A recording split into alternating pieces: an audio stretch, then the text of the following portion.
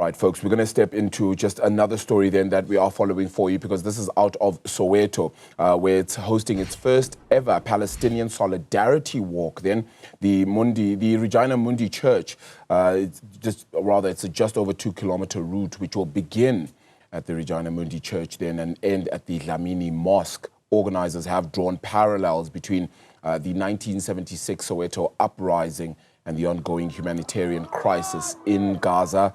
The walk does come amid renewed global outrage over Israel's military action in the Palestinian territories.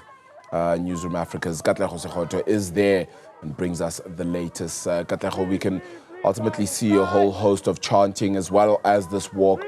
Would you just share a little bit more?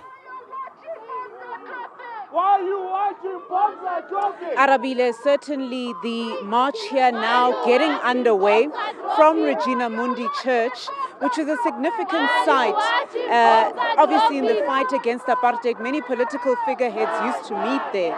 So this march moving from Regina Mundi Catholic Church to the Dlamini Mosque, and it's about calling for the end of the humanitarian crisis in Gaza. And really, South Africans standing in solidarity with the people of Palestine, calling an end to the bloodshed in the Middle East region. But I want to bring into the conversation one of the organizers here, Selilo. Selilo, tell us about this march and why it matters so much. I think the march is important because it draws parallels. It draws parallels between South Africa. It draws parallels within Palestine itself. We have a shared history with the people of Palestine, and for the longest of time, Palestinian solidarity in South Africa has had a face.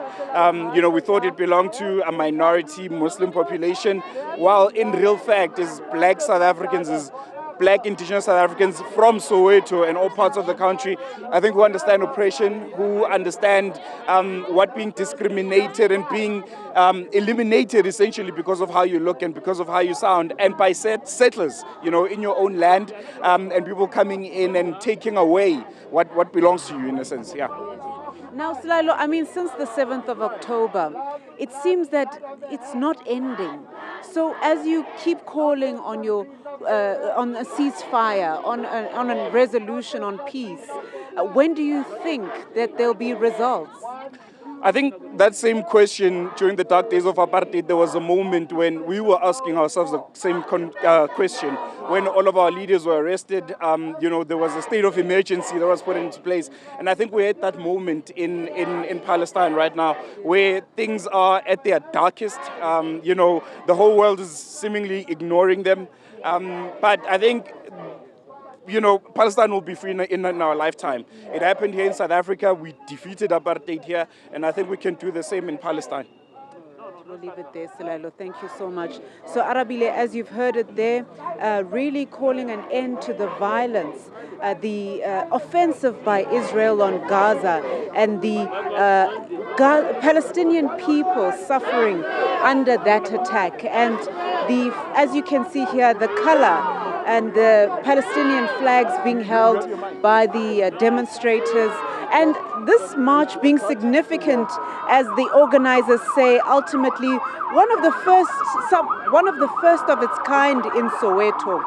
So certainly this march now being underway, it's about a 2 kilometer walk to Dlamini Mosque, and it is now underway.